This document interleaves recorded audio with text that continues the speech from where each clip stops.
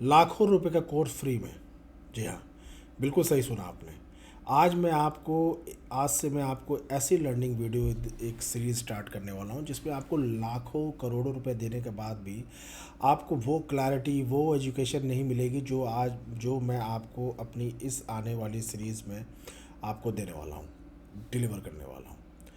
आपको वो क्लैरिटी नहीं मिलेगी स्टॉक मार्केट में ट्रेडिंग को लेकर के। ऐसा कोर्स अभी तक पूरे यूट्यूब में या पूरे कहीं पर भी किसी भी इवेंट में ऐसा खोल के फ्री में कोर्स किसी ने नहीं दिया होगा, और अगर दिया भी होगा तो उसके लिए काफ़ी ज़्यादा चार्ज किया गया होगा लोगों से।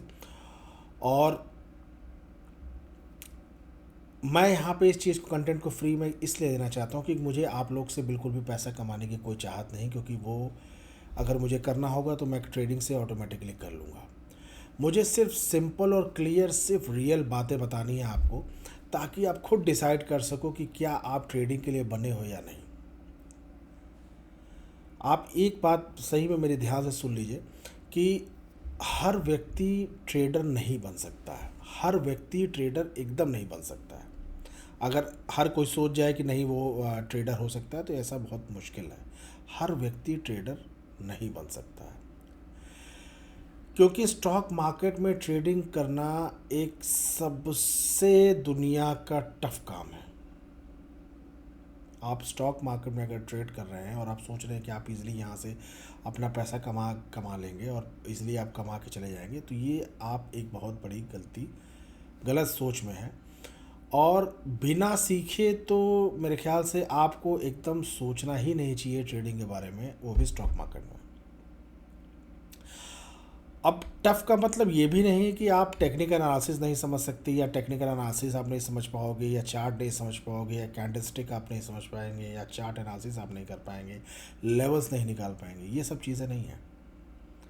ट्रेडिंग एक अलग कंसेप्ट है। स्टॉक मार्केट में ट्रेडिंग करना सबसे ज़्यादा टफ इस वजह से है, लोगों को 5 साल, 6 साल, 10 साल सिर्फ इस वजह से लग जाते हैं, 15-15 साल भी लग जाते हैं लोग और ट्रेड नहीं कर पाते हैं।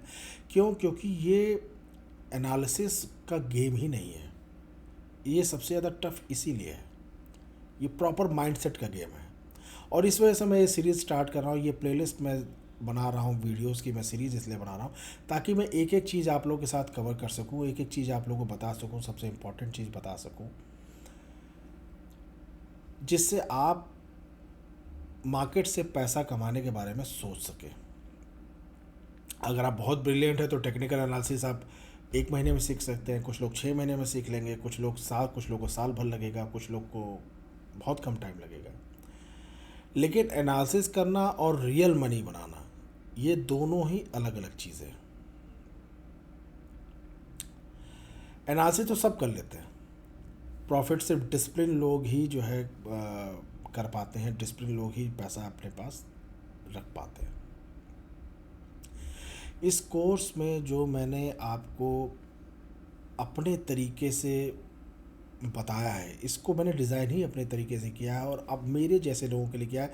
जैसे मैं अपने आप को बहुत ही फास्ट लर्नर नहीं समझता हूँ, मैं बहुत ही स्लो लर्नर अपने आप को समझता हूँ। और एक एक चीज़ मुझे जैसे नहीं पता है कई चीज़ों के बारे में, तो मुझे एक एक चीज़ को बहुत ही डीप में जाके पता करना ज़्यादा पसंद है। मैं राधा धर्म की जो है कोई मुझे बताता चले जाए ऊपर से और मैं उस चीज़ को मैं नहीं समझ पाता हूँ। तो इस तरीके से मैंने इस कोर्स को भी डिज़ाइन किया है, इस वीडियो को मैंने सारे डिज़ाइन किया कि मैं एक एक चीज़ आपको खुल के बताऊँ और एक एक चीज़ को आपको डीप नॉलेज दूँ, ताकि आपको समझ में आए उसके अंदरूनी क्या चीज़ें हैं। आपको उस लेवल की अंडरस्टैंडिंग दे पाऊँ जहाँ से आप मार्केट से पैसा लेकर अपने घर जा सको। सबसे ज़्यादा ज़रूरी काम यह है कि मार्केट से हम पैसा कमाने के लिए आए हैं मार्केट में, और उस पैसे को अपने घर लेके जा नहीं पाते। ये ऐसा नहीं है कि प्रॉफिट हर कोई नहीं कर पाता। हर ट्रेडर, जो नया ट्रेडर भी आता है, वो भी प्रॉफिट कर ले जाता है। लेकिन वो क्या उस पैसे को अपने ट्रेडिंग अकाउंट में या अपने बैंक अकाउंट में लेके वापस जा सकता है, या उस पैसे से कोई भी एक चीज़ अपने लिए खरीद सकता है, खरीद पाता होगा? बहुत कम लोग ऐसा करते हैं। और ये सच है कि बहुत ही कम लोग ऐसा कर पाते हैं, क्योंकि वो माइंड सेट आपके पास अभी नहीं है, वो आपको अनुभव से आएगा। मैं कहता हूँ कि ट्रेडर हर किसी को नहीं बना सकता। क्यों? क्योंकि ट्रेडिंग एक अलग लेवल का एक अलग लेवल का स्किल है, जिसको एक्वायर करने के लिए आपको बहुत ही डीप नॉलेज और बहुत ही अलग स्किल सेट चाहिए। तो मैं आपको वो चीज़ सिखाना चाहता हूँ कि जिस तरीके से आपका जो जर्नी है, जर्नी थोड़ी सी कम हो जाए, बहुत ज़्यादा कम तो नहीं होगी, थोड़ी सी कम हो जाए, क्योंकि आपको एक पाथ मिल जाएगा कि हाँ मुझे अब ये मेरे पास ये चीज़ें हैं, ये चीज़ मैं समझ चुका हूँ, तो अब मुझे नेक्स्ट लेवल पे ये चीज़ समझनी है। तो इस वजह से मैंने इस पूरे कोर्स को डिज़ाइन किया है। और इसके लिए आपको लेकिन पूरी वीडियो देखनी पड़ेगी, आपको पूरा आपको एफ़र्ट अपने तरफ से करना पड़ेगा कि आपको वीडियो में बताई गई एक एक चीज़ों को आपको समझना पड़ेगा, देखना पड़ेगा। और हाँ, मैं ये कहूँगा कि अगर आपको मेरी मेहनत पसंद आए, अगर आपको मेरी नॉलेज कुछ वैल्यूबल लगे, तो प्लीज़ लाइक और सब्सक्राइब ज़रूर कीजिएगा। और अगर आप नए हैं तो ज़रूर इस सीरीज़ को देखिएगा, आपको वाकई में कुछ ना कुछ फ़ायदा मिलेगा। आपका लगना कुछ नहीं है, सिर्फ आपका थोड़ा सा समय जाएगा और आपको थोड़ा सा मुझे झेलना पड़ेगा, क्योंकि कई चीज़ों को बताने के चक्कर में मैं थोड़ा सा अपने मार्ग से भटक जाता हूँ। इस चीज़ को थोड़ा सा आपको इग्नोर करके और मुझे थोड़ी तवज्जो आपको देनी पड़ेगी। और मैं आपको यकीन दिलाता हूँ कि आपको वो सारा चीज़ यहाँ पे मिलेगा जो चीज़ें आपको लाखों रुपए का कोर्स ख़रीदने के बावजूद भी नहीं मिलेगी। और सबसे बड़ी बात यह है कि आप कमेंट के द्वारा मुझसे अगर इसमें कोई सवाल पूछेंगे तो मैं उसको ज़रूर बताने की पूरी कोशिश करूँगा। तो स्टेप बाय स्टेप मैं इस वीडियो को आगे बढ़ाता हूँ। थोड़ी सी वीडियो लंबी हो जाएगी, लेकिन आप लोग इसको देखेंगे तो आपको कंटेंट मिलेगा। ये हमारी इस सीरीज़ की पहली वीडियो है, तो मैं अपना सारा एफर्ट डालने की कोशिश करूँगा। बेसिक्स मैं इसको इस वजह से इस तरीके से डिज़ाइन करूँगा कि बेसिक जो एकदम रॉ है, जिसको ये भी नहीं पता कि स्टॉक मार्केट क्या होता है, वो बंदे को भी थोड़ा बहुत समझ में आए। तो इस तरीके से मैं इस सीरीज़ को आगे ले जा रहा हूँ और आगे की टॉपिक को मैं आपको कवर करता जाऊँगा एक एक टॉपिक। तो फिर चलिए शुरू करते हैं। एक नई चीज़ को जानने के लिए आपको एक कुछ नया मिलेगा, कुछ नयापन मिले तो ये मैं अपना सौभाग्य समझूंगा। तो चलिए आइए शुरू करते हैं। सबसे पहले शुरू करते हैं कि स्टॉक मार्केट क्या है, व्हाट इज़ स्टॉक मार्केट। तो स्टॉक मार्केट एक ऑर्गेनाइज फाइनेंशियल मार्केट प्लेस है जहां कंपनीज अपने शेयर्स बेचती हैं और लोग उन्हें खरीदते और बेचते हैं। ये कोई फिजिकल मंडी नहीं है, सब इलेक्ट्रॉनिक सिस्टम से होता है। नेक्स्ट स्लाइड पे चलते हैं। ओनरशिप का कॉन्सेप्ट, मतलब कि क्या ओनरशिप होती है। तो जब आप कोई शेयर खरीदते हो, आप कंपनी के छोटे से हिस्से के मालिक बन जाते हो। एक सेकंड, मैं इसको स्लाइड शो में चलाता हूँ। 1 minute from current slide. Okay, तो जब आप शेयर खरीदते हो आप कंपनी के, तो आप उसके छोटे से हिस्से के मालिक बन जाते हो। अगर कंपनी ग्रो करेगी तो आप ग्रो करोगे, आपका पैसा ग्रो करेगा, और अगर कंपनी गिरेगी तो आपका पैसा भी गिरेगा। तो स्टॉक मार्केट में बेसिकली शेयर ट्रेड्स होते हैं। तो इस शेयर को आप खरीदते हो और बेचते हो, जो शेयर मार्केट स्टॉक मार्केट कहा जाता है। अब आते हैं कंपनी शेयर्स क्यों बेचती है। कंपनी शेयर्स इसलिए बेचती है क्योंकि कंपनी को पैसा चाहिए होता है अपने बिजनेस एक्सपेंशंस के लिए, फैक्ट्रीज लगाने के लिए, अपने प्रोडक्ट के लिए, अपने ग्रोथ के लिए। इसलिए वो पब्लिक से पैसा रेज करती हैं और अपने शेयर्स को बेचती हैं उनको, और उसके बदले अपने अपने जो है कंपनी के लिए लिक्विडिटी, अपने के लिए पैसा वो अर्न करती हैं मार्केट से। तो ये आपको समझ में आ गया कि कंपनी शेयर्स क्यों बेचती है। नेक्स्ट में है इंडिया में स्टॉक मार्केट कहाँ होता है। तो इंडिया में स्टॉक मार्केट होता है national stock exchange of India NSE और बॉम्बे स्टॉक एक्सचेंज BSE। तो ये फुली इलेक्ट्रॉनिक ट्रेडिंग है, इसमें कोई भी जो है मैनुअल नहीं। पहले जो मैनुअल होता था, अब तो खैर कोई नहीं मैनुअल होता है। तो इंडिया में मेजर ट्रेडिंग NSE और BSE पर ही होती है। आज के हिसाब से सब कुछ ऑनलाइन सिस्टम से होता है। नेक्स्ट है स्टॉक प्राइस ऊपर नीचे क्यों होता है।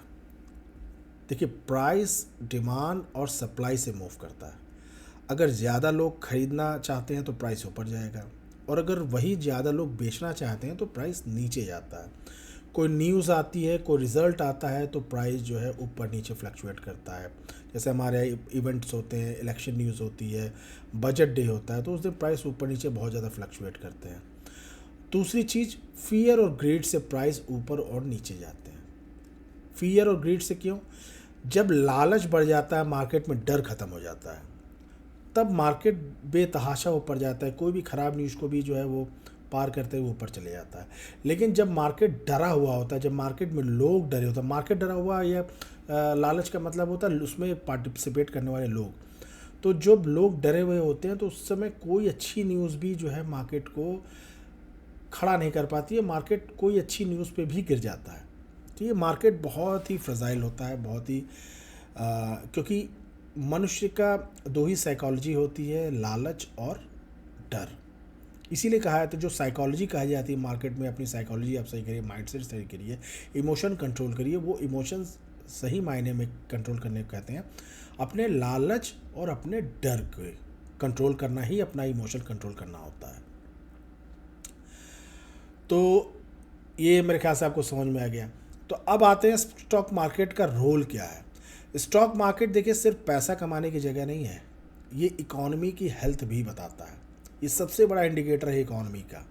आपके देश की इकॉनमी कैसे चल रही है आपको स्टॉक मार्केट आपको बताएगा। अगर स्टॉक मार्केट बेतहाशा ऊपर जा रहा है तो आपकी इकॉनमी अच्छी ग्रोथ में, आपकी कंपनीज अच्छी ग्रोथ में है, तो इस वजह से स्टॉक मार्केट ऊपर जा रहा है। लेकिन अगर स्टॉक मार्केट नीचे है और काफ़ी दिन से कंसोलिडेट कर रहा है एक ही जगह पे, जैसे अभी हमारा बाजार है काफ़ी दिन से एक ही जगह पे कंसोलिडेट कर रहा है, तो मार्केट को फिर मार्केट को अच्छे से पता है कि अभी कोई अपॉर्चुनिटी इंडिया के पास नहीं कि मार्केट को बढ़ने के लिए कोई बहाना है, कि बहुत बड़ा कोई इकॉनमी, बहुत बड़ी आईटी सेक्टर्स देखिए, आप देखिए रहा एआई की वजह से कितना ज़बरदस्त जो है मार्केट को जो है प्रॉब्लम में है। इंडिया में अभी ऐसी कोई भी टेक्निकल कोई भी चीज़ें नहीं है कि जिससे मार्केट बहुत ज़्यादा उसको अच्छे वे मिले। हाँ, ग्लोबली अगर सब चीज़ अच्छा चलता है तो फिर मार्केट उसको अच्छे से लेता है और मार्केट ऊपर बढ़ने की कोशिश करता है। अच्छा, कोई इतनी बुरी भी न्यूज़ नहीं है, कोई इतना बुरा भी फैक्टर नहीं है कि मार्केट एकदम से नीचे गिर जाए और क्रैश कर जाए और करेक्ट हो जाए। तो मार्केट टाइम वाइज अपने आप को यहाँ पे करेक्ट कर रहा है कि यहाँ पे ठीक है। मार्केट देखिए दो चीज़ों से करेक्ट होता है, एक चीज़ या तो ऊपर जाके फिर नीचे रिट्रेस करे, या फिर जो है एक जगह पे पड़े रह के वो कंसोलिडेट करे, और कंसोलिडेट करके वो काफ़ी टाइम पीरियड कर लेते हैं, जैसे 2-3 साल से 4 साल से मार्केट एक ही जगह पे। तो ये पीरियड भी मार्केट के लिए जो है बहुत ही कंसोलिडेशन के लिए, तो इसमें कई अच्छे लोग आते हैं, कई जो इम्पेशेंट होते हैं वो चले जाते हैं। तो स्टॉक मार्केट का रोल यही है। कंपनीज़ को अगर कैपिटल की आवश्यकता पड़ती है तो कंपनीज़ अपने स्टॉक मार्केट से कैपिटल ले लेती हैं। इन्वेस्टर्स को अपॉर्चुनिटी होता है, जो इन्वेस्टर इन्वेस्ट करते हैं अपने पैसे को अच्छी कंपनीज़ में लगाना चाहते हैं, जिन्हें बिज़नेस की समझ होती है, तो वो इन्वेस्टर्स के लिए मार्केट अच्छी अपॉर्चुनिटी प्रोवाइड कराता है कि आप अपना कैपिटल ग्रो कर सकते हैं। अब आते हैं स्टॉक मार्केट में क्या क्या ट्रेड होता है। तो देखिए, स्टॉक मार्केट में सिर्फ शेयर्स ट्रेड नहीं होते, यहाँ पे फ्यूचर्स भी ट्रेड होते हैं, ऑप्शंस भी ट्रेड होते हैं और इंडेक्स भी ट्रेड होते हैं। तो इंडेक्स का जो डेरिवेटिव है वो फ्यूचर और ऑप्शंस भी है, स्टॉक्स का भी डेरिवेटिव फ्यूचर ऑप्शंस ही है। तो फ्यूचर ऑप्शंस और इंडेक्स, स्टॉक के फ्यूचर ऑप्शन और इंडेक्स के फ्यूचर ऑप्शन दोनों ट्रेड होते हैं। तो इस कोर्स में हम जो है फोकस करेंगे इंट्राडे और ऑप्शन पे। तो बेसिकली हमारा जो मेन फोकस रहेगा वो ऑप्शंस पे रहेगा, वो भी इंडेक्स के ऑप्शंस पे। तो नेक्स्ट सबसे इम्पॉर्टेंट बात कि स्टॉक मार्केट पैसा देने की मशीन नहीं है, ये चीज़ आप अच्छे तरीके से समझ लीजिए। स्टॉक मार्केट पैसा देने की मशीन नहीं है, ये पैसा ट्रांसफ़र करने की मशीन है। अब ऐसा क्यों है? क्योंकि मार्केट पैसा ट्रांसफ़र करा लेता है इम्पेशेंट लोगों से डिसिप्लिन्ड लोगों तक। जो इम्पेशेंट होते हैं उनका पैसा ट्रांसफ़र करके मार्केट हमेशा डिसिप्लिन्ड और पेशेंस वाले लोगों तक ट्रांसफ़र करता है। तो जब आपके अंदर अगर ये क्वालिटी नहीं है, इम्पेशेंट नहीं, अगर आप पेशेंस वाले बंदे हो, डिसिप्लिन वाले बंदे हो, तो देखिए स्टॉक मार्केट को एक फ़ौज समझिए। यहाँ पे वही फ़ौजी टिक पाएगा जो डिसिप्लिन्ड हो और जो पेशेंस जिसके अंदर कूट कूट के भरा हो। और पेशेंस एक ऐसी चीज़ है, अगर आप कोई भी काम कर रहे हैं, पेशेंस अगर आपके अंदर है तो उसमें आपको सफलता मिलने में दुनिया की कोई भी ताकत नहीं रोक सकती है। आपको सफल होने से दुनिया का कोई भी व्यक्ति नहीं रोक सकता है। मैं आपको ये लिख के देता हूँ। तो ये कुछ पॉइंट्स आपको समझ में आ गए होंगे। अब हम चलते हैं अपने नेक्स्ट स्लाइड पे। तो हमारा नेक्स्ट टॉपिक है कि आखिरकार ट्रेडिंग क्या होती है। तो सबसे पहले समझते हैं कि ट्रेडिंग होती क्या है। ट्रेडिंग का सिंपल मतलब है किसी फाइनेंशियल इंस्ट्रूमेंट को कम दाम में खरीदना और ज़्यादा दाम में बेच देना, या फिर ज़्यादा दाम में बेचना, ज़्यादा दाम पे बेचकर कम दाम पे वापस खरीदना। तो मार्केट एक ऐसी स्टॉक मार्केट है, एक ऐसी जगह है जहाँ पे अगर आपके पास कोई माल भी नहीं है तो आप पहले वहाँ पे बेच भी सकते हैं। बेचने के बाद अगर आपके पास कोई स्टॉक भी नहीं है तो भी आप जो है वहाँ पे डेरिवेटिव्स में आप बेच सकते हैं कॉन्ट्रैक्ट, और उसके बाद जब अगर उस कॉन्ट्रैक्ट को फिर वापस कम दाम में मिले तो फिर आप खरीद सकते हैं, तो वो आपको प्रॉफिट होता है। तो स्टॉक मार्केट में ट्रेडिंग का मतलब होता है शेयर्स, इंडेक्स या डेरिवेटिव्स को बाय और सेल करना। सिंपल बाय और सेल करके आप प्राइस मूवमेंट से प्रॉफिट कमा सकते हैं। ये लॉन्ग टर्म इन्वेस्टमेंट नहीं है, ये शॉर्ट टर्म प्राइस मूवमेंट है जिससे आप पैसा कमा सकते हैं। तो ट्रेडिंग का एक्चुअली स्टॉक मार्केट में मतलब ये है।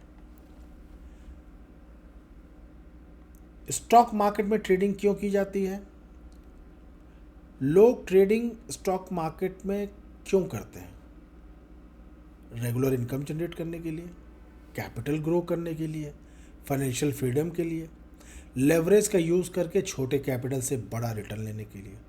लेकिन इंडियन स्टॉक मार्केट में तो अभी लेवरेज ख़त्म हो गया है, और आप क्रिप्टोज़ या कहीं आप ग्लोबली कोई मार्केट में जाएंगे तो उसमें आपको लेवरेज मिलता है। लेवरेज का मतलब ये हुआ कि अगर आपके पास कम कैपिटल भी है तो आप ज़्यादा, आपको लेवरेज देता है आपका ब्रोकर देता है, जिससे आप ज़्यादा पैसे का ट्रेड आप कर सकते हैं, आप ज़्यादा का माल खरीद और बेच सकते हैं।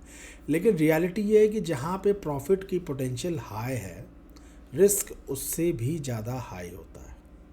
तो ये बात आप याद रखिएगा। आगे बढ़ते हैं। ट्रेडिंग कैसे की जाती है? तो ट्रेडिंग करने के लिए सबसे पहले आपका एक कोई डीमैट या ट्रेडिंग अकाउंट होना चाहिए, कोई ब्रोकर प्लेटफॉर्म होना चाहिए, जैसे ज़ीरोधा हो गया, ग्रो हो गया, एंजल वन हो गया, धन हो गया। उसके बाद आपको चार्ट एनालिसिस करना आना चाहिए। उसके बाद आप एंट्री डिसाइड उस हिसाब से कर सकते हैं कि कब आपकी एंट्री हो, कब एग्ज़िट हो, कब आप स्टॉप लॉस लगा सकते हैं, क्या आपका टारगेट हो। और सबसे सबसे ज़्यादा इंपॉर्टेंट चीज़ ये है कि रिस्क पर ट्रेड आपका फिक्स्ड होना चाहिए कि आपका इस ट्रेड में रिस्क कितना है। सेकेंड चीज़, इंडेक्स क्या होता है? देखिए, इंडेक्स मार्केट का थर्मोमीटर होता है। इंडेक्स एक ग्रुप होता है टॉप कंपनीज का जो मार्केट की ओवरऑल डायरेक्शन बताता है। जैसे अगर इंडेक्स ऊपर जा रहा है तो मेजॉरिटी कंपनीज ऊपर जा रही होती हैं, और अगर इंडेक्स नीचे जा रहा हो तो मेजॉरिटी कंपनीज के प्राइसेस डाउन साइड जा रहे होते हैं। तो निफ्टी में जो पॉपुलर इंडेक्स है वो निफ्टी 50 है, सेंसेक्स है, बैंक निफ्टी है। तो हम इंट्राडे और ऑप्शंस ट्रेडिंग में मोस्टली इंडेक्स ही ट्रेड करते हैं, और मैं ज़्यादातर सेंसेक्स ही ट्रेड करता हूँ। ज़्यादातर क्या, मैं सेंसेक्स ही ट्रेड करता हूँ। पहले मैं बैंक निफ्टी करता था, लेकिन जब इसकी वीकली एक्सपायरीज बंद हो गए तो फिर मैं सेंसेक्स ही ट्रेड करता हूँ। और एक इंस्ट्रूमेंट में करने का सबसे ज़्यादा फ़ायदा ये होता है कि आप उस इंस्ट्रूमेंट के मूवमेंट को, उसके लेवल्स को धीरे धीरे आप समझ लगते हो। एक ही चीज़ को आप बार बार करते रहेंगे तो कुछ ना कुछ आपको उसमें नई नई चीज़ें मिलती चली जाती हैं। अच्छा, सबसे मेन इंपॉर्टेंट सवाल आ गया, ऑप्शंस क्या होते हैं? तो देखिए, ऑप्शन एक फाइनेंशियल कॉन्ट्रैक्ट होता है जो ऑप्शन बायर प्रीमियम देकर एक राइट खरीदता है किसी एसेट को फ्यूचर में फिक्स प्राइस पर बाय या सेल करने के लिए। अब इसको मैं आगे और एक्सप्लेन आपको डीपली बताऊंगा। अभी तो खैर मैं इतना बता दे रहा हूँ कि ये सिर्फ एक फाइनेंशियली कॉन्ट्रैक्ट होता है।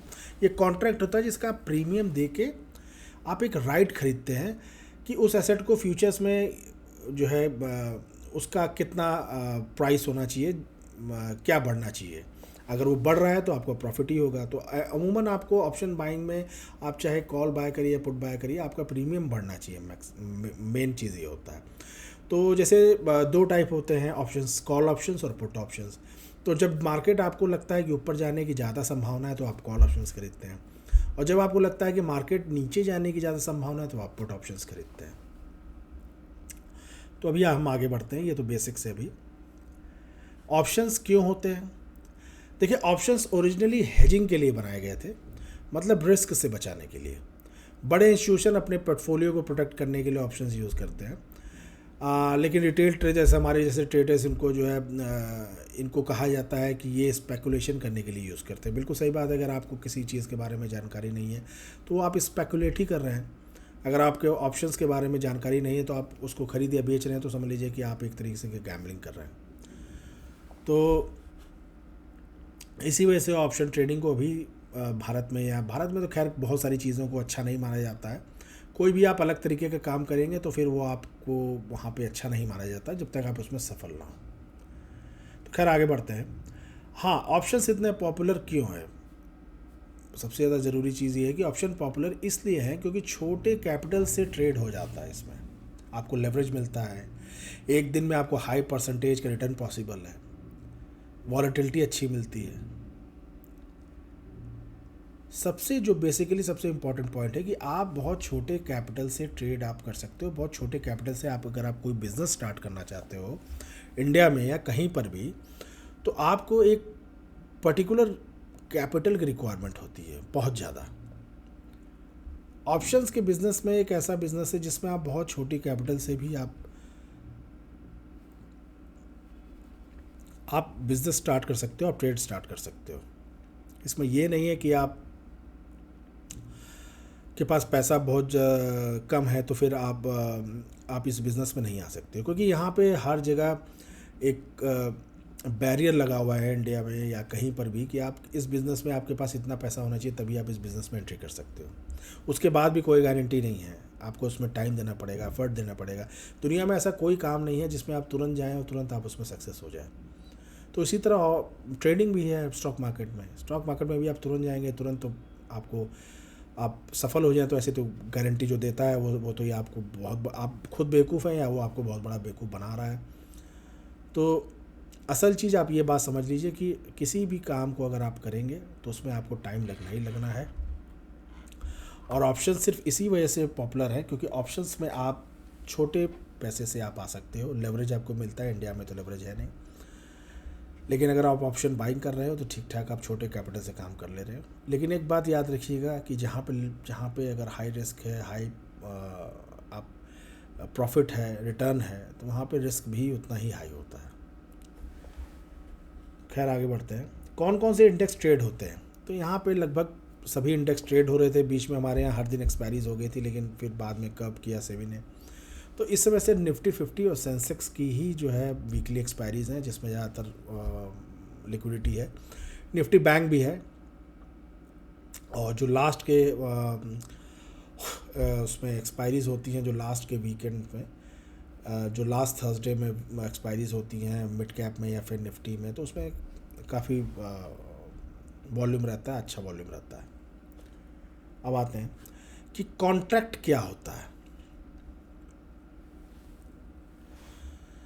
देखिए, जो ऑप्शंस में हम देखिए शेयर्स नहीं खरीदते, हम कॉन्ट्रैक्ट खरीदते हैं, और हर कॉन्ट्रैक्ट का एक लॉट साइज होता है।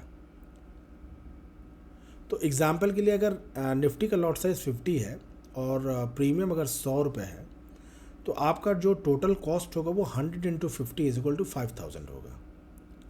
मतलब आप एक यूनिट नहीं, पूरा बंडल ट्रेड कर रहे हो। इसलिए इसमें रिस्क को समझना बहुत ज़रूरी है। ऑप्शंस ट्रेडिंग में लोग इसी रिस्क को समझ नहीं पाते हैं, क्योंकि आपके पास अगर छोटा भी कैपिटल है तो आप मान के चलिए कि वो अगर पैसा उसमें से लूज़ होगा तो आपको दर्द होगा।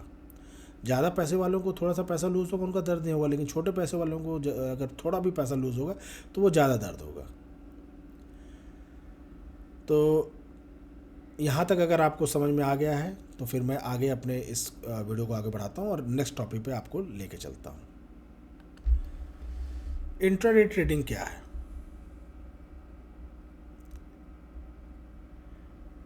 इंट्राडे ट्रेडिंग का सिंपल सा मतलब होता है कि एक ही दिन में बाय और सेल को कंप्लीट करना। आप अपनी कोई भी पोजीशन ओवरनाइट नहीं लेके जाते हैं, होल्ड नहीं करते हैं।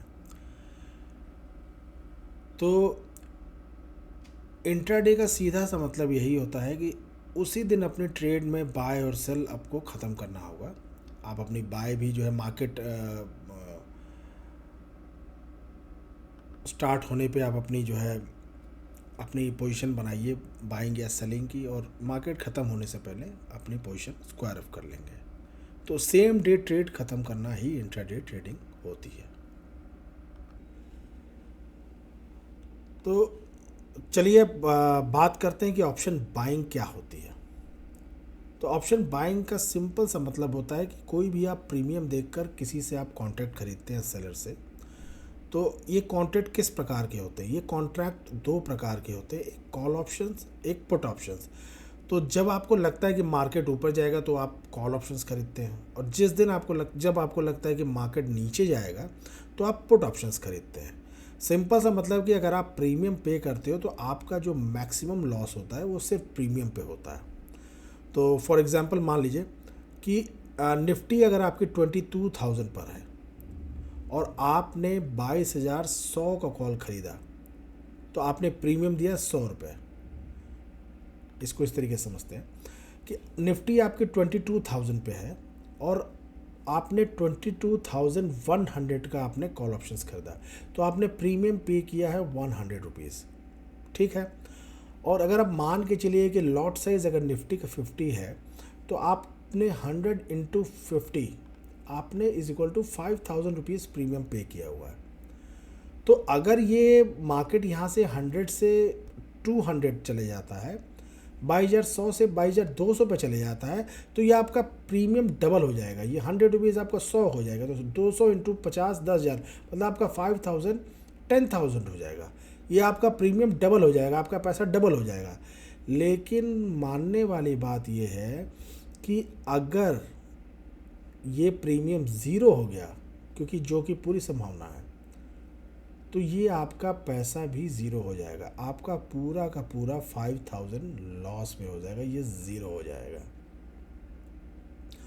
तो इम्पॉर्टेंट रियलिटी क्या है कि ऑप्शन बाइंग में टाइम डिके होता है, प्रीमियम फास्ट मेल्ट होता है और सही डायरेक्शन भी है आपकी, लेकिन स्पीड नहीं है, तो आपका पैसा ज़ीरो हो जाएगा।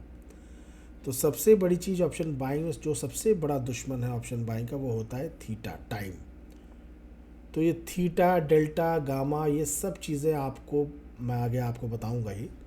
तो ये सब चीज़ें आप जानते रहेंगे तो आपको स्ट्राइक प्राइस चूज़ करने में काफ़ी आसानी रहेगी कि आपको किस तरीके का स्ट्राइक प्राइस जो है कब और कहाँ पे आपको ख़रीदना है और अपनी एंट्री और एग्ज़िट डिसाइड करनी है।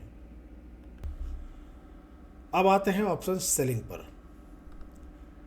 तो ऑप्शन सेलिंग का मतलब होता है प्रीमियम लेना, जो आप बायर से लेते हो, ऑप्शन बायर से। तो यहाँ पर आप बायर को राइट देते हो और इसमें आपका प्रॉफिट लिमिटेड होता है, सिर्फ प्रीमियम जो आपको प्रीमियम रिसीव हुआ है वही आपका प्रॉफिट होगा। लेकिन लॉस थियोरेटिकली अनलिमिटेड हो सकता है, थियोरेटिकली अनलिमिटेड हो सकता है। तो इसमें क्या है, इसमें भी मैं आपको एक एग्जांपल से समझाता हूँ कि 22,100 कॉल का प्रीमियम अगर 100 रुपये है और अगर आप सेलर हो और प्रीमियम आपने 100 पे सेल किया है, तो आपको मिलते कितने हैं? 5,000। आपको यहाँ पे मिलेगा 5,000। तो अगर ये प्रीमियम ज़ीरो हो जाए तो ये 5,000 रुपये पूरा आपके पास आ जाएगा।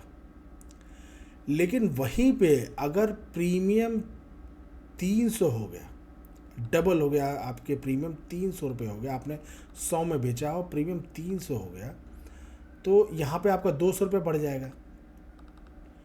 तो आपको घाटा कितना होगा? 250 इक्वल टू 10,000, मतलब आपका डबल का लॉस हो जाएगा। तो इस वजह से ऑप्शन सेलिंग में अनलिमिटेड थियोरेटिकली कहते हैं कि लॉस हो सकता है। तो ये तो खैर थियोरेटिकली बात है अभी। अब नेक्स्ट चैप्टर पे हम चलते हैं, option buying versus option selling. अब देखिए इसमें थोड़ा सा आपको डिफरेंस ध्यान से समझना पड़ेगा कि ऑप्शन बाइंग डिफरेंस कैसे है ऑप्शन सेलिंग से। तो ऑप्शन बाइंग में आपको जो है जो कैपिटल की रिक्वायरमेंट होती है वो काफ़ी कम होती है, बहुत ही लो कैपिटल की रिक्वायरमेंट होती है, हाई लेवरेज होता है, हाई रिस्क होता है और इसमें आपको फास्ट मूवमेंट की ज़रूरत होती है। रिटेल फ्रेंडली होता है ऑप्शन बाइंग, क्योंकि इसमें पैसा जो है कम यूज़ होता है। ऑप्शन सेलिंग हाई कैपिटल की रिक्वायरमेंट है, मार्जिन बहुत हैवी है, प्रॉफिट बहुत लिमिटेड है, प्रोबेबिलिटी के बेस के ऊपर है कि प्रोबेबिलिटी इसमें हाई होनी चाहिए, और इसमें जो है जो बड़े बड़े इंस्टीट्यूशंस होते हैं वो इसको ज़्यादातर प्रेफर करते हैं ऑप्शन सेलिंग को। तो इसमें option buying versus option selling में हमेशा ये होता है कि कौन सा सबसे ज़्यादा अच्छा है या कौन सा सबसे ज़्यादा ख़राब है। तो मेरे विचार से ऑप्शन बाइंग इजी लगता है, ऑप्शन सेलिंग सेफ लगता है, लेकिन रियलिटी ये है कि दोनों ही टफ़ है, बहुत ज़्यादा टफ़ है। ऑप्शन बाइंग भी टफ़ है, ऑप्शन सेलिंग भी टफ़ है। ऑप्शन बाइंग में डिसिप्लिन नहीं हो तो प्रीमियम ज़ीरो हो, ऑप्शन सेलिंग में रिस्क कंट्रोल नहीं हो तो अकाउंट ज़ीरो हो। तो ऑप्शन बाइंग और ऑप्शन सेलिंग में दोनों में ही आपको डिसिप्लिन और रिस्क कंट्रोल होना ही होना चाहिए। मार्केट आपको तब तक पैसा नहीं देगा जब तक आपको रिस्क को एक रिस्पेक्ट नहीं करोगे आप। तो option buying versus option selling कुछ नहीं होता है, इसमें आपका बस मार्जिन रिक्वायरमेंट क्या होना चाहिए, कैसे होना चाहिए, ये आपको बस थोड़ा सा जो है इसमें थोड़ा सा आपको जो है थोड़ा सा अपने ऊपर वो होना चाहिए कि अगर आपके पास पैसा कम भी है तो आपको ज़्यादा स्किल की ज़रूरत है, या पैसा ज़्यादा भी है तो भी आपको ज़्यादा स्किल की ज़रूरत है। और पैसा ज़्यादा और पैसा कम होना यहाँ पे डिसिप्लिन की बात, यहाँ स्किल अगर आपको लेना है तो आपको जो है इसको प्रैक्टिस पे प्रैक्टिस करना पड़ेगा, आपको उसमें नई नई चीज़ें हमेशा जाननी पड़ेंगी। तो ऑप्शन बाइंग और ऑप्शन सेलिंग में कोई विशेष अंतर नहीं है। तो अगर आप बिगनर हो तो पहले ऑप्शन बाइंग समझो, स्मॉल कैपिटल से रिस्क कंट्रोल करना सीखो, अपना पोजीशन साइजिंग आप सीखिए, फिक्स कैपिटल का रूल सीखिए। ऑप्शन सेलिंग तब करिएगा जब आप अपने रिस्क को समझ जाओ, जब आपको थोड़ा सा अपने ऊपर कंट्रोल आ जाए। तो सबसे बड़ी दिक्कत ये होती है बिगनर्स में कि वो थोड़ा सा जो है अपने ऊपर कंट्रोल नहीं कर पाते। तो लास्ट में मैं बस यही कहना चाहूँगा कि अभी तो फ़िलहाल जो है इस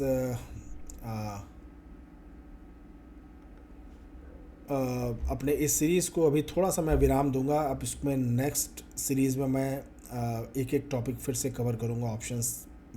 बाइंग ऑप्शंस बाइंग में क्या ज़रूरी होता है, क्या स्ट्रैटेजीज़ होनी चाहिए, क्या और ज़रूरत चीज़ें आपको लगेंगी, तो वो मैं आगे सीरीज़ में बताऊंगा। तो आप समझ सकते हैं कि ऑप्शंस में पैसा कमाना मुश्किल नहीं है, मुश्किल है कंसिस्टेंट रहना, लगातार एक ही प्रक्रिया को बार बार करना। तो आज आपको समझ में आ गया होगा कि मार्केट में जो है काम करने के लिए थोड़ी सी बेसिक नॉलेज हमने आज कोई बहुत आपको बहुत प्रो लोगों के लिए बहुत ज़्यादा कोई नॉलेज नहीं होगा, क्योंकि वो ऑलरेडी इनको ये सब चीज़ें पता है जो मैंने आज बताई है। मैंने ये चीज़ें उन बिगनर्स के लिए बनाया हुआ है जिनको इसकी ABCD स्टॉक मार्केट के बारे में, ट्रेडिंग के बारे में थोड़ी सी भी जानकारी नहीं है। तो नेक्स्ट जो वीडियो मैं बनाऊंगा वो कैंडल स्टिक पैटर्न्स, कैंडल्स क्या होती है, टाइम फ्रेम क्या होता है, और हायर हाई क्या होता है, हायर लो क्या होता है, ट्रेंड कैसे जो है मार्केट में देखते हैं, चार्ट्स में क्या देखना चाहिए, धीरे धीरे ये सारी चीज़ें आगे के टॉपिक्स में मैं कवर करूँगा। तो मैं आशा करता हूँ कि आपको मेरी ये मेहनत, मेरी ये सीरीज़ पसंद आई होगी। तो अगर आपको जो है ये मेरी कंटेंट वैल्यूबल लगेगा तो प्लीज़ लाइक और सब्सक्राइब ज़रूर करिएगा। और मैं आशा दिलाता हूँ आपको कि अगर आपने मेरी ये सीरीज़ देख ली तो आपको अपनी ट्रेडिंग में एक बहुत ही वैल्यू ऐड होती हुई दिखेगी, जो कि आपके लिए एक काफ़ी आपके ट्रेडिंग अकाउंट में, आपके डीमैट अकाउंट में वो आपको प्लस ही करेगा, माइनस नहीं करेगा।